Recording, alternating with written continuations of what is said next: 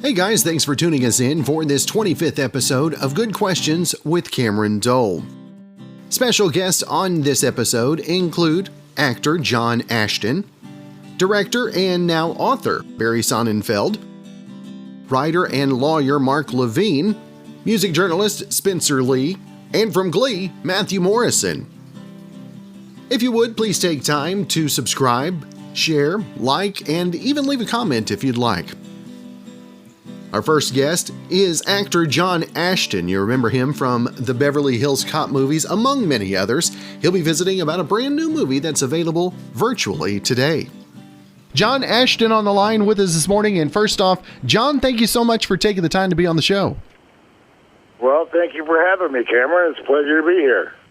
And John, folks obviously know you from a couple of small movies, Beverly Hills Cop. They may have heard of that. A couple of other things as well. Now, tell us a little bit about Once Upon a River coming out virtually today.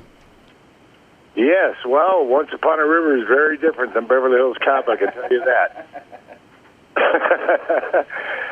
Yes, it's a wonderful little movie taken from a book, Once Upon a River by Bonnie Jo Campbell, about the odyssey of a young girl on her trek up the river to find her mother who abandoned her when she was young, and comes across all these interesting characters on her adventure, and I'm one of the characters she comes across, and we develop a great relationship, and I'm very proud of the movie. It reads like a play. I got my degree in theater from USC, and I did theater for a lot of years before I ever did films, and this film reads like a play. It's about relationships and story, and it's just a wonderful little movie. The character, Kennedy De La Serna, plays Margot, and it's her first film, and she just shines in it. She's just wonderful in the movie, and I really love our relationship in the film, and I'm very proud of the film. We've been in festivals all over the world and won all sorts of awards all over the world, and for the film and individually, and it opens today on filmmovement.com. You can go there and find a theater and click on it and watch it in the convenience of your home. So I'm very proud of the movie. It's a real treat. It's a story-driven, relationship-driven film. No blow-ups and any of that stuff. It's just all about people and their relationships and her growing process and her odyssey. And Barula Rose directed it, and she was wonderful, and she also wrote the screenplay, and I'm very proud of it, and everybody in it's wonderful, and so I hope people go see it. And John, right now, I think relationships and learning about relationships, folks could learn a little bit, and to have this released right now being so timely, I mean, how cool is that for you to have something that maybe can lift some spirits, if you will? Well, yeah, we're going through all this craziness in the world, and everybody's kind of fighting their way through it, and it's kind of like the movie, the craziness that happens to her, and her fighting her way through it and getting through everything, so, it's kind of, it was supposed to open in regular theaters. You can see the film in Canada in regular theaters, but here you have to do it virtually, and it's kind of nice that the family can kind of get together and watch the film and watch this young girl's odyssey. And it's she's very, very much like Annie Oakley. She hunts and fishes and very self-sufficient, and it's a wonderful picture, and our relationship's wonderful in it, and I'm very proud of it, and I hope people. They all get together as a family and watch it and enjoy it.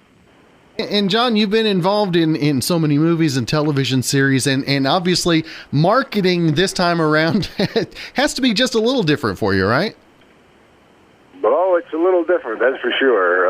Because we're doing all our interviews or Zoom stuff now, and I'm not the greatest technically inclined person, so trying to figure all these Zoom things out and stuff is kind of interesting for me. So I'm going through a learning process myself. So anyway, yeah, it's very different than, going to the studio and sitting on the couch and doing your interview, and you're doing it on Zoom instead, so, but I'm sitting on the couch now, so that's cool.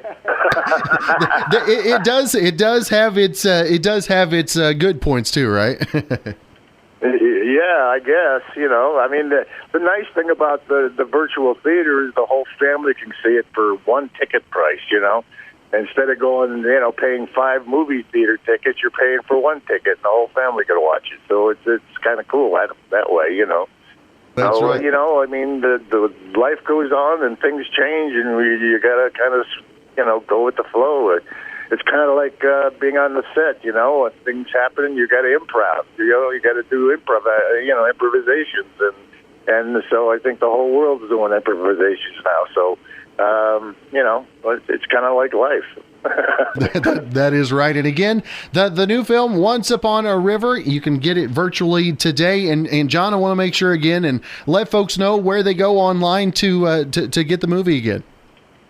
They go to www.filmmovement.com/OnceUponARiver, and they'll find a theater, and they click on the link on that theater. They pay for their ticket, and they can. The link works for 3 days, and they can sit and watch it in the convenience of their home. So please go out and watch it. I'm very proud of it, and I think it's a very timely movie, and I think the family's really going to enjoy it. It's a family thing. So. What can I say? I'm very proud of it, and please go watch it. There you go. Well, John, it's been great to visit with you this morning. I'm looking forward to renting the movie and checking it out over the weekend. Have a great weekend, and hopefully we can catch up again real soon. Oh, yeah, the door is open. Call me whenever you need me. Up next is director, best known as a director, I should say, also author now, Barry Sonnenfeld, talking about his book, Barry Sonnenfeld, Call Your Mother. First off, Barry, thanks so much for taking the time. It's a pleasure. Now, Barry, you've got the book, Barry Sonnenfeld, Call Your Mother, Memoirs of a Neurotic Filmmaker, and who put you up to this, I guess, is the question. You know what? In a weird way, it was Jerry Seinfeld. I live in Telluride, Colorado, and he's my neighbor.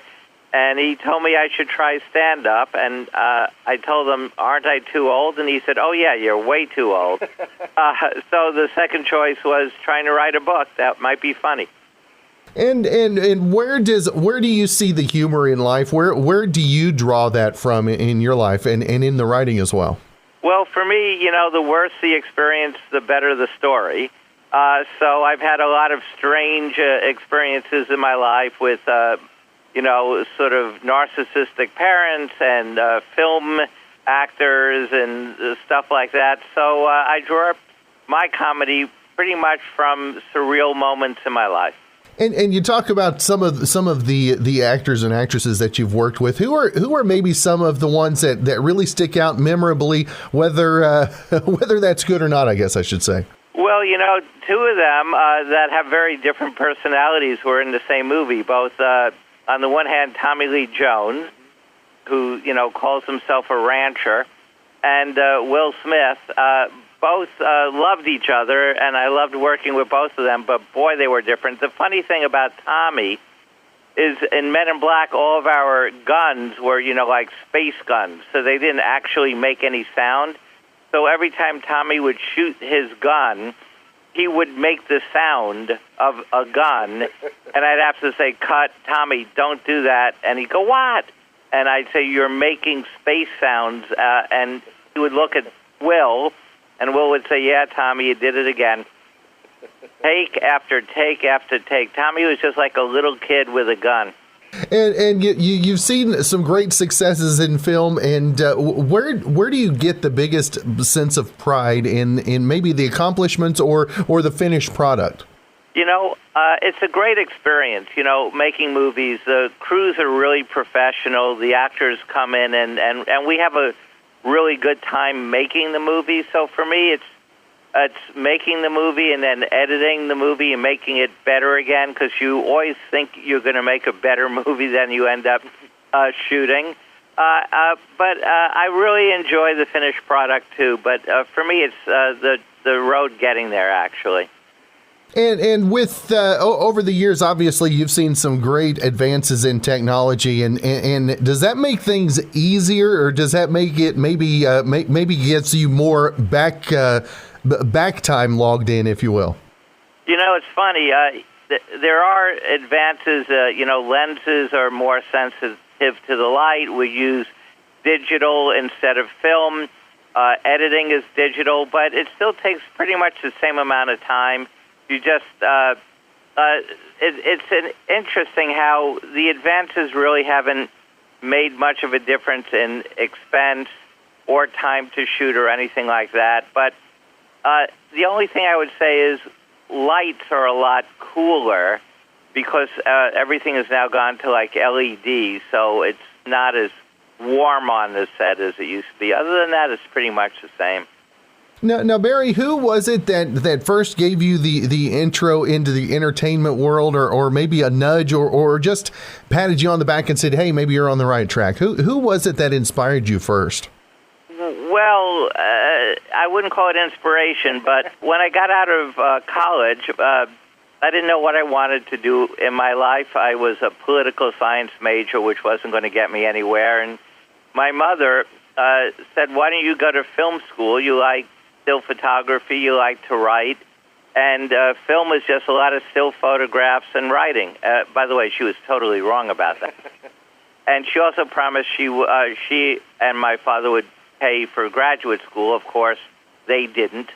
So many years later, I finally paid off my student loans. So I would say partly her, and then partly, my philosophy is figure out what will make you happy in life, and somehow you figure out a way to make a living doing it.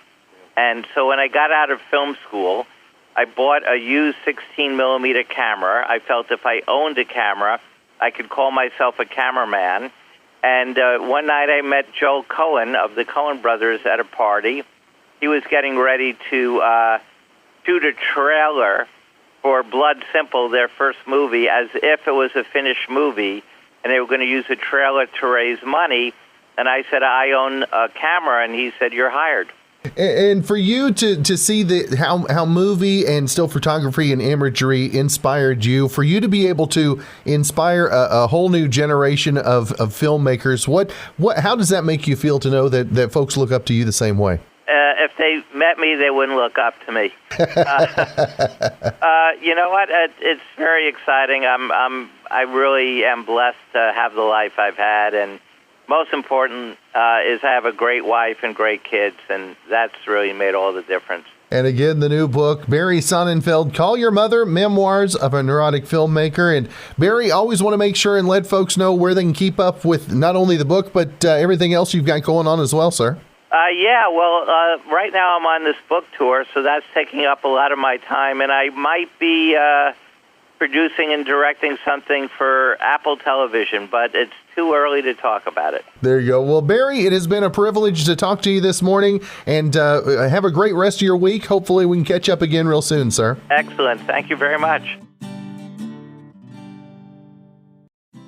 Up next, editor Mark Levine. He'll be talking about the book, The Trial of the Chicago 7. Mark Levine on the line with us. And first off, Mark, thank you so much for taking the time to be on the show. Glad to do it. Thank you for inviting me. I appreciate it. Now the book, The Trial of the Chicago 7, kind of unwrap this for us. The official transcript. This is one of the biggest trials in American history. And what is it about this that has always held so much intrigue? What's amazing about it is because it was a clash of cultures. It was a very conservative government led by a president who basically thought he was above the law, who was prosecuting peaceful demonstrators in Chicago who had long hair, yes, and who were against the draft. And basically the trial got out of hand. The judge did not have, the defendants made comments, which are some real wise-ass comments, and the judge egged them on. At the end of the trial, when the judge convicted them all of contempt, that was overruled several years later, and the appellate judges said that the judge's behavior was awful, that the judge provoked them. So that's what happened there. As I say, and one of the amazing things in that trial, by the way, originally, and a lot of people will be able to see this because Aaron Sorkin has a movie by the same name, Trial of Chicago 7, which is going to be on Netflix shortly. The government had, originally there were 8 defendants, one of them Bobby Seale, and he was the chairman of the Black Panther Party. He had not met these defendants until he came in to give a 1-hour speech in Chicago. But he didn't have a lawyer. His lawyer got sick before the trial began, and the judge refused to postpone the trial so he could have his own lawyer. So whenever Bobby Seale said, I want to speak and defend myself, the judge said, you can't. And Bobby Seale said, hey, I'm entitled to my constitutional rights to speak. The judge, believe it or not, ended up putting Bobby Seale, a black man, in chains in the courtroom. He was bound and gagged in the courtroom, in the American courtroom. And when that happened, boy, the whole world started watching. This was not justice in America. And happened, of course, is do you think that the trial of the Chicago 7, I don't think there's a better timing to kind of look at maybe the way the judicial system has let us down, not only now, but, there's a lot of folks with questions about it now, but this is kind of showing there is a history of that as well, right? It does. I mean, the judicial system can work very fairly when judges are very impartial and when the Justice Department is very impartial. I mean, I think what's happened now is for the first time you have an attorney general, first time since then, that an attorney general is so close to the president's office, almost doing the president's bidding. And that's what happened with John Mitchell.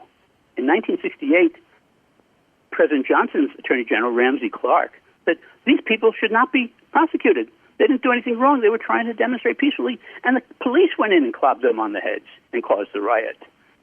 Now, and then you had the trial, and it was assigned to Judge Hoffman. Now the same thing. I mean, you have Bill Barr, who was also very close to President Johnson. But in the interim 50 years, you did not have the Justice Department that close. So if judges can and it's awful. You have Republican judges voting one way and Democrat judges voting another way. It's not supposed to be that way. One of my very good friends who was a clerk for a federal judge asked the judge, how do you want this case decided?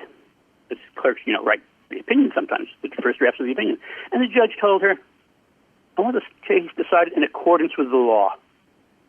Didn't say I want this result or that result, which I think is what's happening today a lot. And I think it's one of the dangerous things with all the judges that are being appointed now and being rammed through. So respect for the system is being lost. Respect for the system and for law is being lost when people find, I think most cops are great. I love them, they protect us. But there are a couple who do things that are awful, that are wrong, that are awful. One of my friends said, he used to say there's a lot of police violence against black people. I didn't believe him. But then the videos came out and showed people getting shot in the back. And my black friend said to me, well, now, Mark, do you believe me? Because we couldn't believe it. We couldn't believe it until we saw the evidence. So we need respect for the law, and we need to support all our police officers who are good, but we got to make sure the system works. And right now, the way the legal system is, there's some laws that were passed that it's very hard to prosecute a bad cop. And it embarrasses the other cops, because most of the cops are good, but the ones who put a knee on somebody's neck for 8.5 minutes, that doesn't give respect for the law. And that's one of the problems right now. And quite honestly, I'm thinking in the current environment, I think President Trump is encouraging disrespect for the law, saying don't listen to the scientists, don't listen to the lawyers, don't do this, don't do that, saying the coronavirus is a hoax. So I think we have a danger because I think respect for the law is the basis of our system in America. And you talk about the lack of respect. If there is it as bad as some people say, or is it? And then again, there's the ones that say it's not bad at all. Is it that much worse than what they're seeing as well? Well, like everything else, the extreme behavior catches the headlines, regardless of who's reporting. Most of the protesters are peaceful, but yes, there are some people who are looting and rioting, and the press understandably focuses on that. By the way, my personal opinion, I have a hunch, some of those protests, some of those people starting the violence are really white supremacists trying to make the whole thing look bad, because that's what happened in Chicago. There were at least 4 undercover police people who testified at the trial, and they were the ones who were starting throwing the rocks. blamed the peaceful demonstrators, because demonstrating peacefully is what the system's about. That's what democracy's about, First Amendment. And Richard Nixon tried to suppress it, and I think a lot of the police are trying to repress it today, or the police aren't necessarily. But when federal troops are put in against the governor's wishes, I think that's trying to stifle dissent. And I think that's what's happening here. We used to have a country where everybody wanted to do the right thing, and the president was president of all the people. And I'm afraid to say it right now, I'm really embarrassed. I mean, I want my kids to look up to the president as somebody who's honest and nice. And except I think what's happening right now is he's trying to divide us. And we had that division in the 60s, and look what it's led us to. We have to be fair to everybody. That's right. And again, the trial of the Chicago 7, the official transcript coming out on October 6th. And Mark, I want to make sure and let our listeners know if they want more information about the book before the release, where can they find that, Mark? Well, the website is Trial of the Chicago 7, but interestingly, Aaron Sorkin has a movie coming out that's now in the theaters, and it's also called The Trial of the Chicago 7, and that's going to be on Netflix on October 16th. But the book is going to be available online at Powell's Bookstore, at Amazon Bookstore, and they're shipping it out beginning October 6th. And as I say, what we did, we took the 22,000 pages of the official court transcript and very fairly edited it down into, in this case, around 340 pages. And our biggest compliment we've got is from some conservative publications who said this is a very, very fair editing. It shows both sides. And unfortunately, showing both sides shows that the judicial system did not work then. All right. Well, Mark, it has been great to visit with you this morning. Looking forward to spending some time with the book myself, and hope you have a great weekend, sir.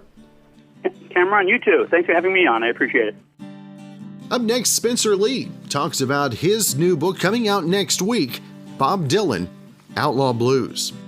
Acclaimed music biographer Spencer Leigh has a new book about Bob Dylan that is coming out next week, Bob Dylan, Outlaw Blues, and we have Spencer on the line with us this morning. And first off, Spencer, thank you so much for taking the time. Delighted to do so, and greetings from Liverpool to you, Cameron. You can definitely tell you are across the pond this morning. Right.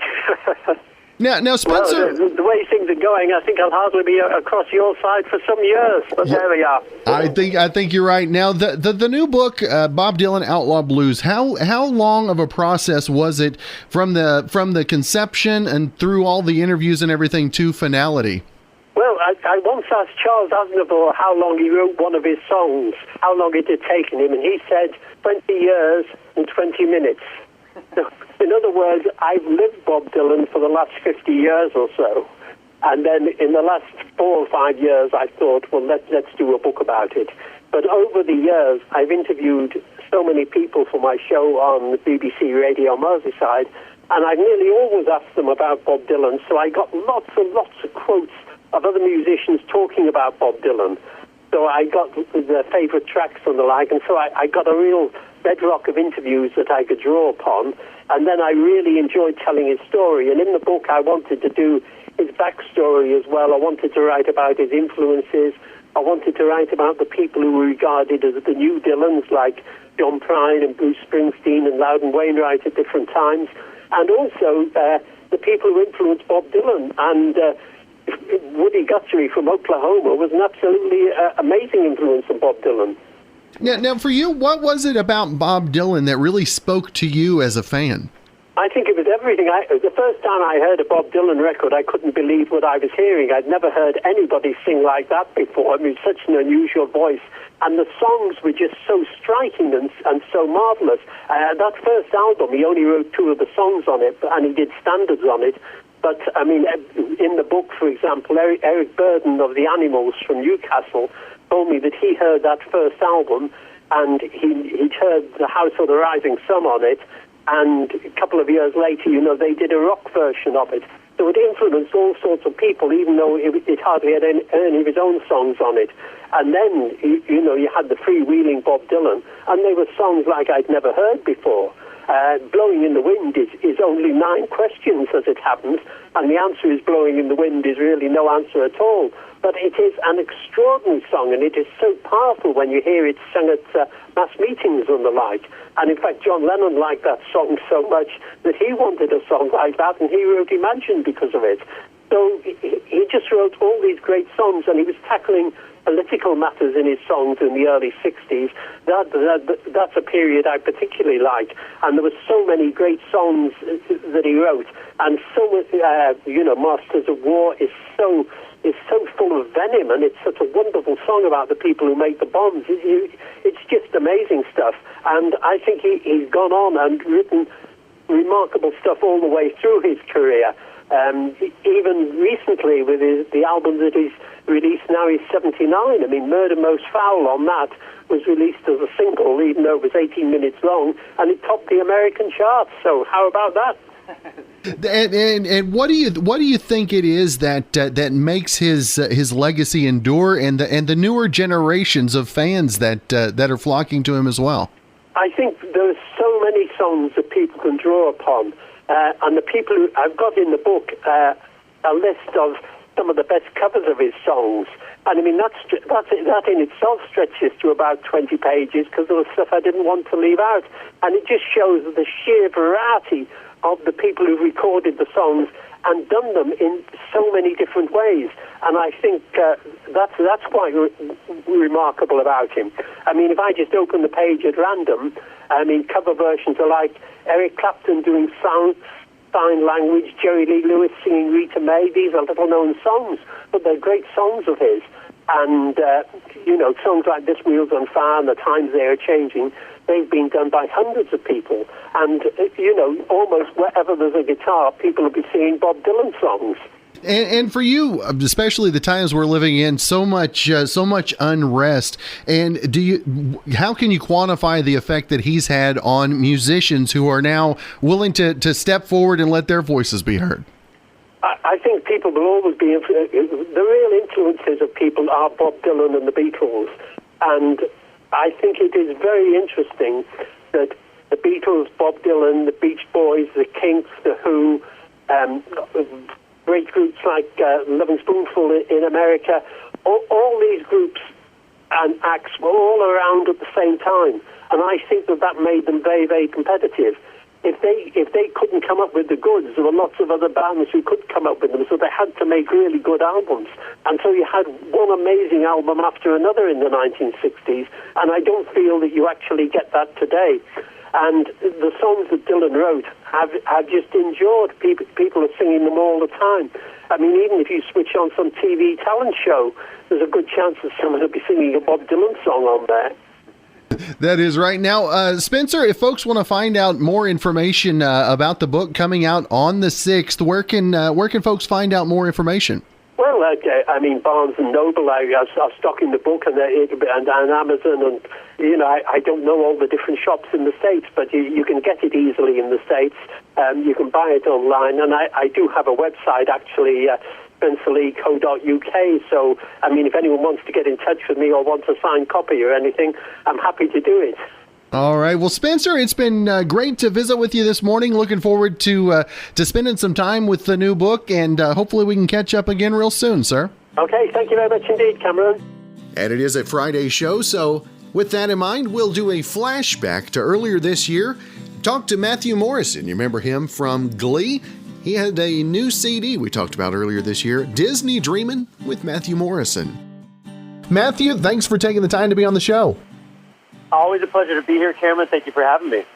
And we get to talk about a new album of music for you, Disney Dreamin' with Matthew Morrison. And I guess you were kind of a shoe-in for the album, right? Well, it's something that I definitely have been singing these Disney songs to my son, who's 2.5 now, singing to sleep. We have dance parties when we wake up every morning, and it's just something that, music and dance is just such a part of our lives. And Disney, kind of approached me to do this album, and I jumped at the opportunity because, I'm singing these songs anyways, and just to put my own spin and my own take on these classic Disney songs, they gave me access to the complete Disney catalog, and I've been having such a blast doing this record, and I'm so happy that it's finally out there for the world. And are you excited also that you can actually say record again? Yeah, I know. In terms of vinyl? Yeah, exactly. Exactly. Yeah, no, it's nice to have that out there. It's I've always appreciated vinyl. You know, it's funny because one of the songs I do this mashup of Zippity Doodah and Bare Necessities on this record, and it's something that is so synonymous with my childhood. And I actually remember putting these songs on the record player when I was growing up. That's awesome. Now, another question I got for you. I was looking at your track list. Was there any of them that you actually had to have lyrics in front of you on? I mean, I think when you're in the studio, you always should have lyrics in front of you. But yeah, I know what you mean. I mean, it's you feel like you know all these songs. I think the biggest one is probably "Friend Like Me." There's a lot of it's a pretty fast song and just hard to keep up. But yeah, I definitely have to know them for sure now when I'm starting to perform these songs live. Now, which one of them was the one that now that you look back at it, you're the most proud of? You know, it was my mission in this album to really kind of put my own spin on these songs. I think "You'll Be in My Heart" is the one I'm most proud of. It's I don't know, just the sentiment of that song. It really just touches me since becoming a father. You know, love has a whole new meaning, and it's this promise of unconditional love, and I love this song so much, and every time I sing it, I get quite emotional, to be honest. And with your time on Broadway and in front of the stage, on the stage and on the screen as well, obviously you know how much Disney has played a role in each of our lives, and to be able to pay homage and tribute to those in your own special way on the new album. Yeah, I mean, Disney is really this multi-generational thing that we all grew up with, and, you know, definitely our children and probably our grandchildren will all know. And I think it's beautiful, and I think the reason that this music touches everyone is the stories that are kind of within these songs. You get to see this visual, kind of in the way that GLEE did it. You know, we have these amazing songs that we all know and love, but we weave the story within it, so it kind of made these songs pop a little bit more. And these songs really just have so much heart, and there's so much sentiment within them, and I think there's a reason why these are kind of timeless. Now, the new album is available now, and Matthew, always want to make sure and let folks know where they can pick up the album, and also keep up with everything you've got going on social media wise as well. Oh yeah, well, you can go to your local Tower Records. Oh wait, no, that's not it. You can go anywhere. This album is available any digital platform you could think of, and you can follow me on @MatthewMorrison, and stay tuned. I'm doing concerts all over the place, so maybe hopefully someone somewhere near Oklahoma City soon.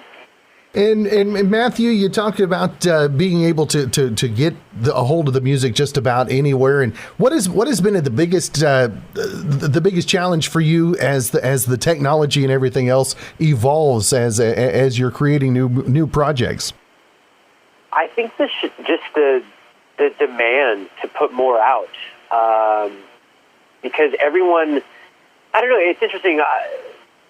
I think the way people intake things now is just so fast, and okay, on to the next. To make something that is lasting, and I think that's why I wanted to team up with Disney, because obviously their stuff is so timeless, and they've stood the test of time. I feel like putting my spin on these songs might actually keep people wanting to come back for more. That's awesome. And again, the new album, Disney Dreamin' with Matthew Morrison, available now. And Matthew, always great to visit with you. I hope you have a great rest of your week, sir. Thank you, Cameron. Have a wonderful day. Thanks again for tuning us in for this 25th episode of Good Questions with Cameron Dole. If you ever have a comment, a question, or anything else you'd like to know, find me on Instagram, on Twitter, and on Facebook @GQWithCam. If you'd like to help out in the funding for the podcast, feel free to click the support tab and follow the instructions. If you have a special guest idea, be sure and email me, Cameron, @kwhw.com. We'll see you for episode 26 real soon.